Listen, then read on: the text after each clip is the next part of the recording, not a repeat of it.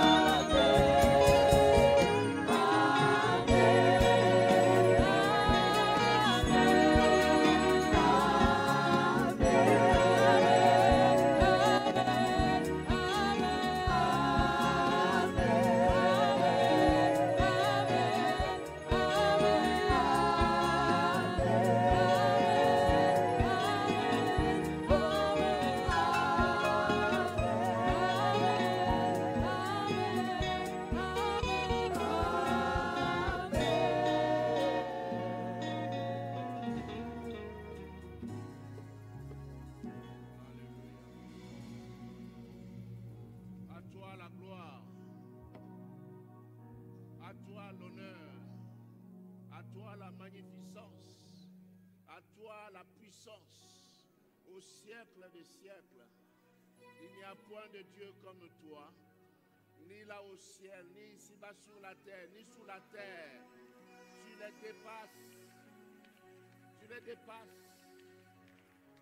Seigneur, tu les dépasses tous. Et ce matin, nous voulons proclamer tes hauts faits. Nous voulons dire que tu es merveilleux. Tu n'as pas de semblable.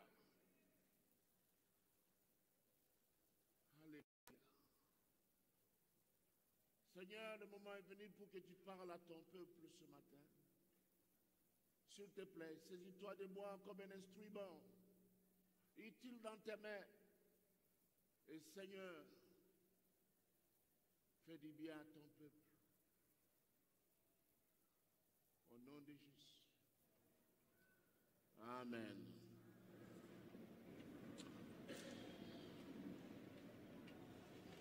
Nous allons lire 3 passages.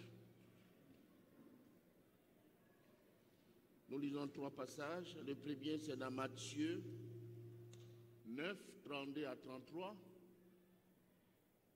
Le second, c'est dans Matthieu 12, 22. Vous pouvez continuer à la maison, le reste à la maison. Et le dernier, c'est Acte 16, 16 à 18. Et il y a d'autres passages encore que vous pouvez lire. Mais ce sont des passages qui vont nous introduire dans notre message. Matthieu 9, 32 à 33.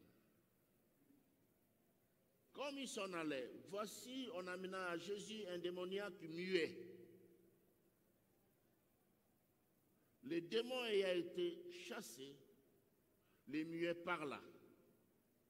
Et la foule étonnée disait, jamais pareille chose ne s'est vue en Israël.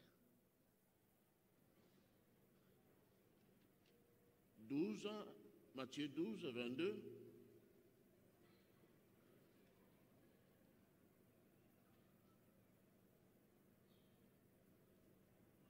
Alors on lui amena un démoniaque aveugle et muet.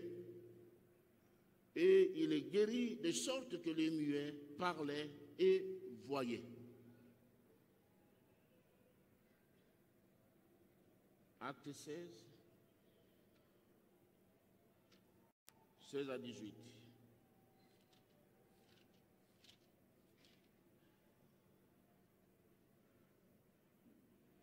Comme nous allions au lieu de prière, une servante qui avait un esprit de python et qui, en devinant, procurait un grand profit à ses maîtres, vint au-devant de nous et s'est mis à nous suivre, Paul et nous, et criait, ces hommes sont les serviteurs du Dieu très haut, et ils vous annoncent la voie du salut. Et fit cela pendant plusieurs jours. Paul, fatigué, se retourna et dit à l'esprit, je t'ordonne au nom de Jésus-Christ de sortir d'elle. Et il sortit à l'heure même. Amen. Ce matin, je voudrais terminer avec la série de messages sur le check-up spirituel. Et aujourd'hui, l'accent sera mis sur la possession démoniaque.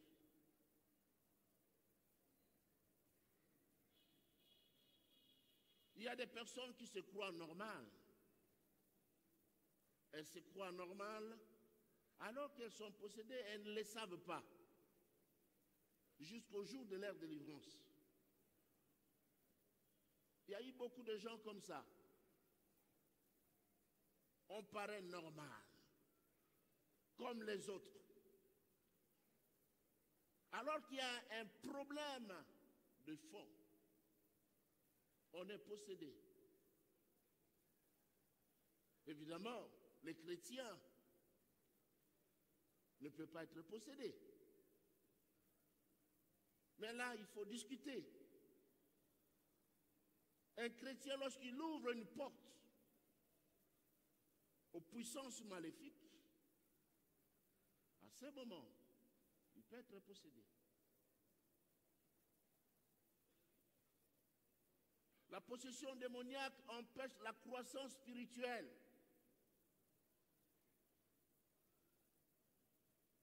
C'est une charge. Elle est différente de l'oppression. L'oppression est ponctuelle et externe. Vous sentez l'attaque. Ça vient de l'extérieur. Mais la possession, c'est quelque chose qui est à l'intérieur. Vous êtes habité non par Jésus-Christ, mais par un démon. Votre corps devient son habitation, sa maison.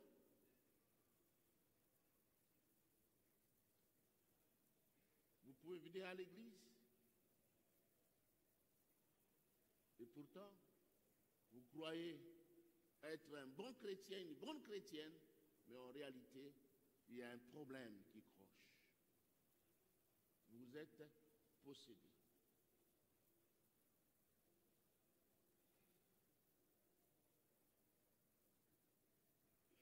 Mais comment les gens se font-ils posséder par les puissances du mal?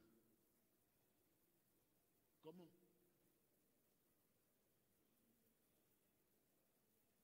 Et quels sont les états d'une personne possédée? Et enfin, que faire pour obtenir la délivrance? Dans le développement de notre message, frères et sœurs, nous tâcherons d'apporter des réponses à ces trois questions. Comment les gens se font-ils posséder par les puissances du mal? La liste n'est pas exhaustive. Et il faut retenir que les films d'horreur peuvent conduire à la possession démoniaque.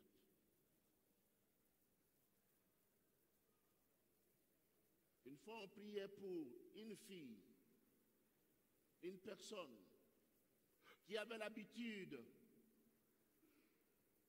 de suivre les films de Saka Zulu. Peut-être qu'il y a des gens qui se rappellent cela à l'époque. Et quand on a prié pour cette personne, il y avait cet esprit qui parlait en elle.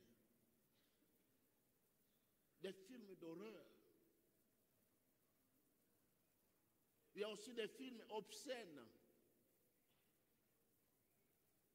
Les revues pornographiques qui peuvent aussi amener à la possession démoniaque. Il y a des gris-gris, des fétiches. Par moments, quelqu'un paraissait normal.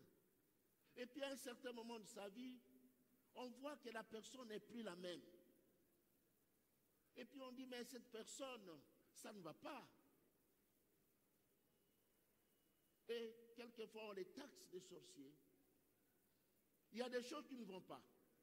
Tout simplement parce qu'il était normal, effectivement. Mais après un certain moment, il a touché au gris-gris, au fétiche. Et jamais le féticheur ne vous dira qu'après, il y aura de telles conséquences. Et même il s'étonne. Il voit que rien ne va. Tout tourne mal. Parfois, ce sont des gens autour de nous qui meurent. On ne comprend rien. Oui. L'occultisme, sous toutes ses formes, est mauvais. Il est destructeur. Il n'arrange rien.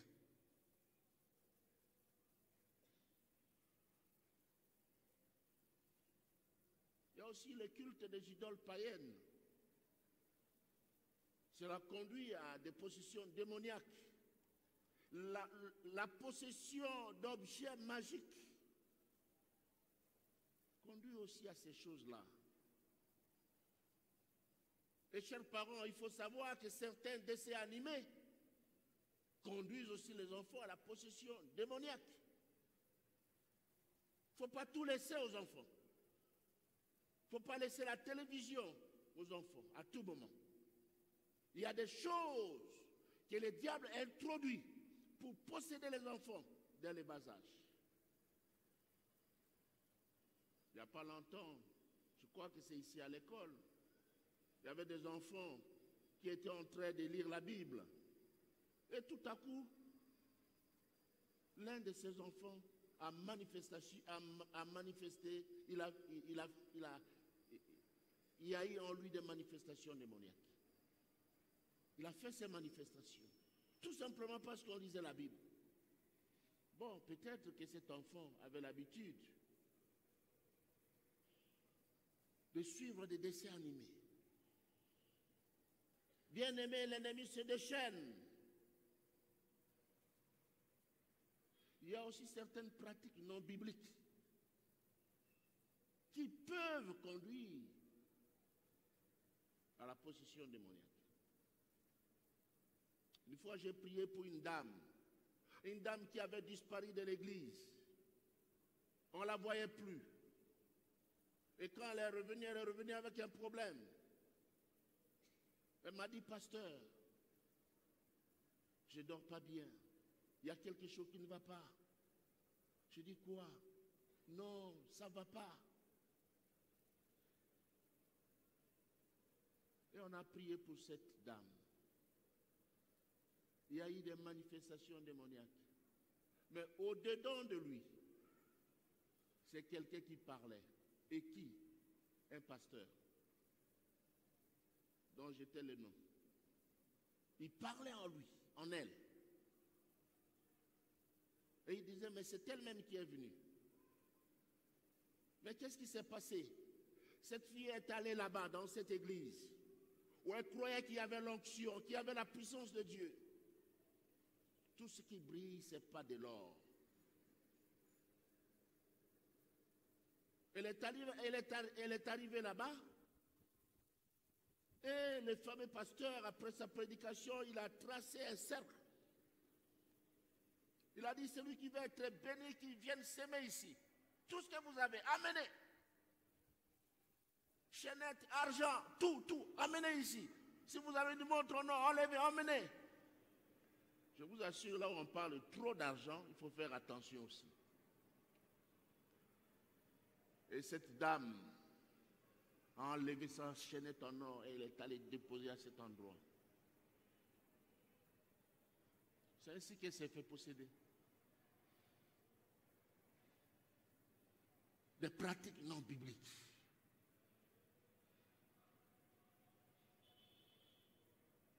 Elle a commencé à avoir des cauchemars jusqu'au jour de sa délivrance. Les origines d'une personne aussi. Les origines d'une personne. Quand il vient au Seigneur, il faut tout dire.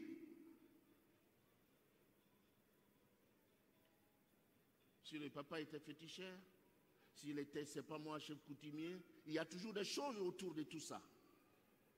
Il faut tout dire pour qu'on prie pour vous. Il y a des gens qui ne disent pas. On cache.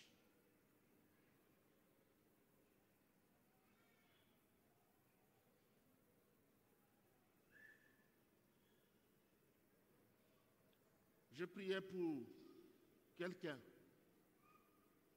ici même, au bureau avec les frères. Et un des membres de sa famille a dit, je l'ai possédé depuis son enfance, dès qu'il est né, moi je l'ai possédé. On l'a chassé. Et la personne a été délivrée. Il y a des choses qui se passent dans ce monde. Si Dieu pouvait nous ouvrir les yeux pour voir, on fuirait. Mais nous n'avons pas à fuir parce que nous avons le plus puissant en nous.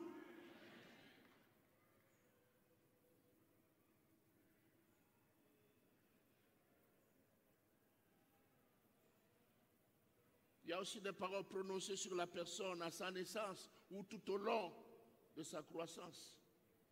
Ah, Mobali Abassé Belé.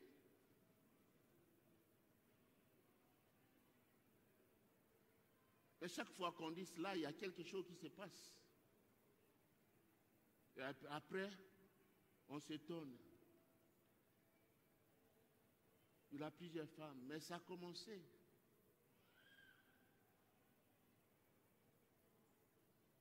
Bien-aimés, nous sommes en train de faire le check-up spirituel. Chacun doit s'examiner. Mais maintenant, quels sont les états d'une personne possédée? On distingue deux états d'une personne possédée. Un état où il est calme et un autre état de crise. L'état de crise se traduit par des rages, par des paroles impies et blasphématoires, par des comportements drôles.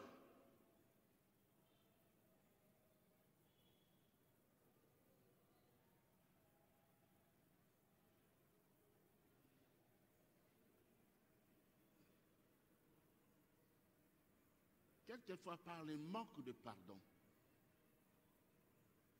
On ne veut pas pardonner. Mais il y a quelque chose. Tu es enfant de Dieu. Pourquoi tu ne pardonnes pas? Et c'était le cas d'un jeune garçon qui ne voulait pas pardonner, mais quand on a prié, il a été délivré. Il était possédé. Pendant la période où il est calme, le démoniaque, tout est généralement oublié et le comportement redevient bien adapté, voire pire. C'est le cas de cette servante qui avait un esprit de python. Elle était calme. Quand elle a vu les apôtres passer, elle a dit de bonnes choses. L'Esprit donne même une connaissance supérieure. Ce que les autres ne comprennent pas, les démons aussi comprennent. Ceux-ci sont des serviteurs du Dieu très haut. Écoutez-les. Est-ce que c'était vrai ou c'était faux? C'était vrai. Mais ça ne venait pas de Dieu.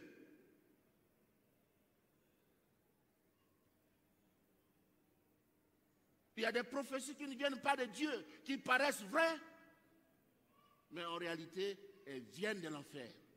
Et tout ce qui vient de l'enfer n'est pas vérité, même s'il y a un semblant de vérité. Même si c'est la vérité qui vient de l'enfer est un mensonge.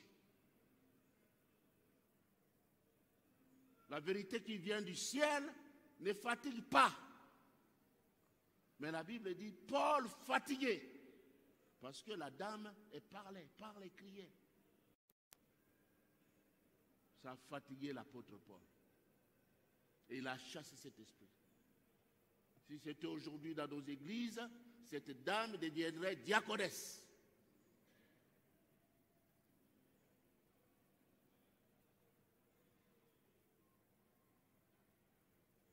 Dans certains cas, la possession démoniaque provoque des troubles physiques, comme le mutisme. On devient muet, nous l'avons lu. L'épilepsie, la cécité et même certaines maladies. C'est l'exemple de la femme au dos courbé dans Luc 13, verset 11, où il est écrit « Et voici, il y avait là une femme possédée d'un esprit qui la rendait infirme depuis 18 ans. Elle était courbée et ne pouvait pas du tout se redresser. Lorsqu'il la vit, Jésus lui adressa la parole et lui dit « Femme, tu es délivrée de ton infirmité. » Et il lui imposa les mains. À l'instant, elle se redressa et glorifia Dieu. C'est aussi l'exemple de ce muet,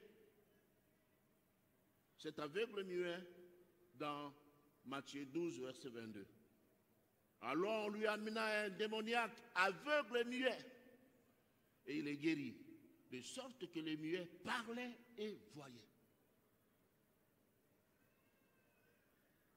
Toute maladie ne provient pas des démons.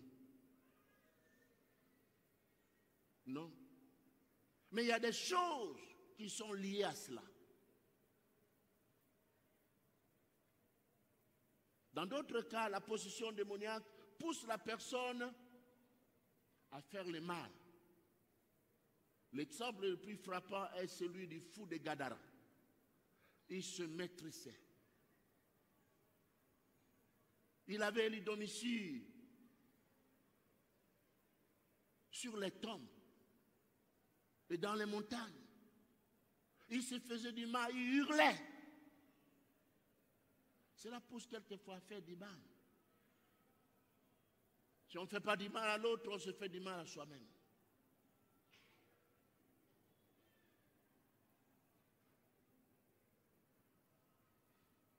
Mais bien aimé dans le Seigneur, que faire pour obtenir la délivrance?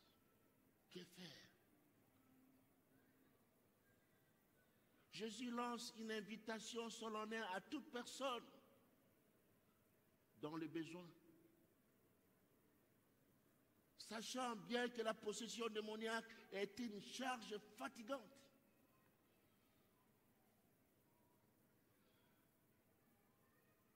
On ne dort pas bien. Quand on dort, eh bien, ce sont peut-être des animaux qu'on voit qui nous pourchassent. Parfois, on voit qu'on est dans les ailes. On est agité. On ne voit que des morts, des gens qui sont déjà morts.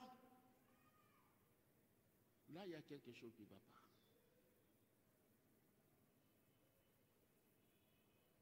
Que faire pour obtenir la délivrance? Il y a l'invitation du Seigneur. Vous savez, ça c'est un jour que l'ennemi nous impose, qu'il impose aux créatures de Dieu. Mais Jésus nous adresse une invitation dans Matthieu 11, verset 28. Il dit, venez à moi, vous tous qui êtes fatigués et chargés, et je vous donnerai du repos. Prenez mon joug sur vous et recevez mes instructions, car je suis doux et humble de cœur. Et vous trouverez du repos pour vos âmes, car mon joug est doux et mon fardeau léger. Quelle invitation! Quelle invitation! Il faut venir à Jésus.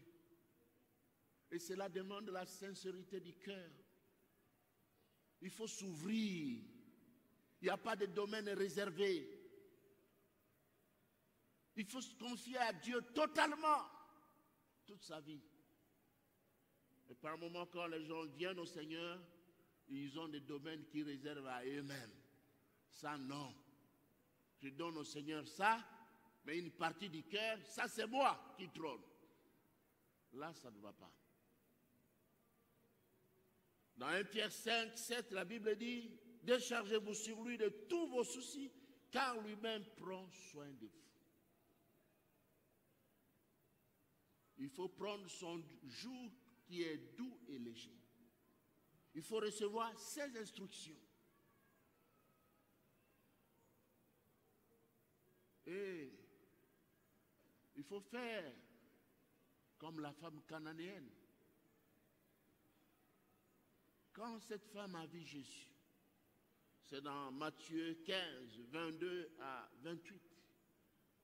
Quand cette femme a vu Jésus, qu'est-ce qu'elle a fait? Elle lui a crié, Seigneur Jésus, fils de David, aie pitié de moi. Ma fille est cruellement tourmentée par les démons. Ah, les démons. Ça, c'est défini. Pas par un démon, mais par les démons. Elle connaissait bien. Elle était cananéenne. Et les Cananéens tirent l'origine de Cham, l'un des fils de Noé. Le tout dernier, le cadet, qui avait vu la nudité de son père, et est allé raconter à ses frères, puisque son père était ivre. Et il était maudit par son père. Voilà, sa lignée était maudite. Les Cananéens étaient maudits.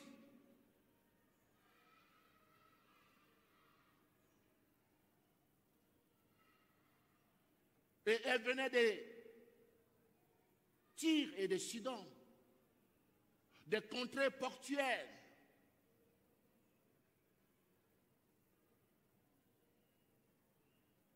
Est-ce qu'elle-même, elle avait fait quelque chose? Je ne sais. Mais elle connaissait. Ma fille est cruellement tourmentée par les démons. Dire à Jésus tout ce qu'on est. Dire à Jésus tout ce qu'on fait. Tu peux les cacher aux hommes, mais pas à Jésus.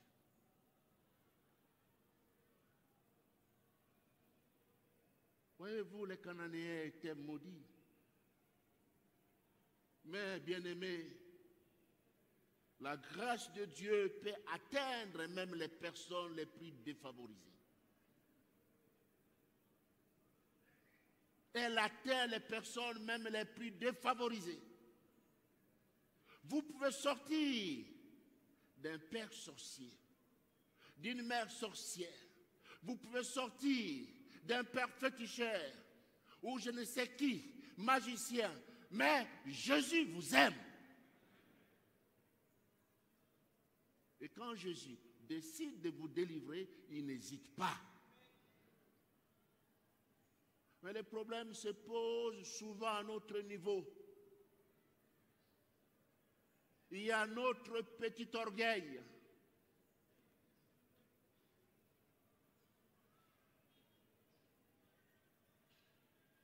Criez à Jésus comme cette femme. Criez à Jésus. Lorsqu'on vient à Jésus, il faut lui parler. Il faut lui dire tout ce qu'il y a. Tout ce qu'on a dans le cœur. Il y a une autre possibilité. Prendre rendez-vous avec des hommes ou des femmes de Dieu sérieux. Je dis bien sérieux. Qui ne divulguent pas les secrets, mais qui sont véritablement femmes ou hommes de Dieu. Et ils vont prier pour vous. Ils vont vous aider. Et vous serez délivrés. Alléluia. Alléluia. Bien-aimés dans le Seigneur, ici il est question de check-up spirituel. Chacun est appelé à faire son check-up. As-tu examiné ton comportement, ton propre comportement? Quelquefois, il y a comme une double personnalité. Là, il y a un problème. Es-tu normal? N'as-tu pas ouvert la porte aux puissants des ténèbres? C'est vrai que tu avais reçu Christ. Tu étais zélé. Mais à un certain moment de ta vie, n'as-tu pas ouvert grandement la porte aux démons? Tu as chassé Jésus. Tu crois toujours être avec Jésus, mais Jésus n'est plus là. Il y a peut-être un démon qui trône en toi. Et tu ne le sais pas. Tu as l'habitude de venir. Mais aujourd'hui, examine-toi. Fais ton check-up spirituel. Frères et sœurs, nous avons vu que beaucoup de choses peuvent être à la base de la possession démoniaque. Mais Jésus est toujours le même. Le même hier, le même aujourd'hui, le même éternellement. Alléluia. Vous savez, les temps changent. C'était la période de saison sèche. Maintenant, c'est la période pluvieuse. Les saisons changent. Les pays changent de nom. République démocratique du Congo, Zaïre, et puis maintenant on est République démocratique du Congo. Burkina, c'était Haute-Volta. Aujourd'hui, c'est le Burkina Faso. Le Ghana, c'était Côte d'Or.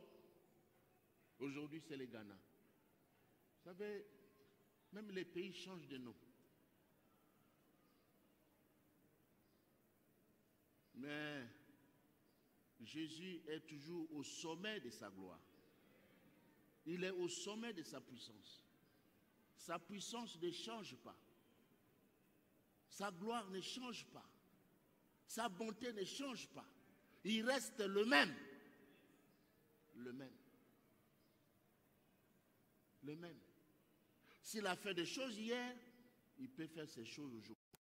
Il peut faire ces choses demain et éternellement. Il y a ces grâces ici au milieu de nous. Bien-aimé dans le Seigneur, viens à Jésus et crie à lui. Il est prêt à te répondre. Il est prêt à te répondre. Ouvre-toi. Examine-toi très bien.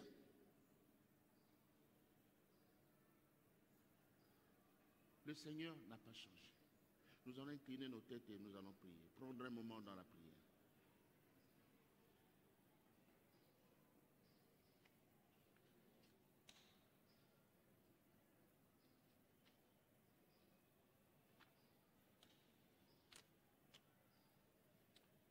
Alléluia. Nous voulons prier.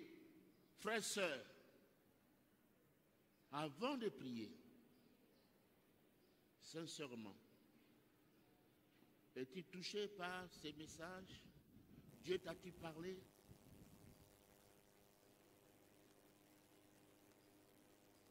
Si oui, veux-tu qu'on prie pour toi? Si oui, tu peux lever ta main là où tu es. Merci pour les mains levées. Gloire au Seigneur. Tu es face à ton Dieu, face à la parole de Dieu. Gloire au Seigneur.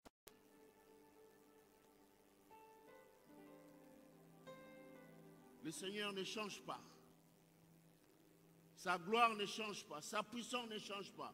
Vous qui avez levé vos mains, veuillez vous lever là où vous êtes, s'il vous plaît. Gloire au Seigneur. Gloire à Jésus. Gloire à Jésus.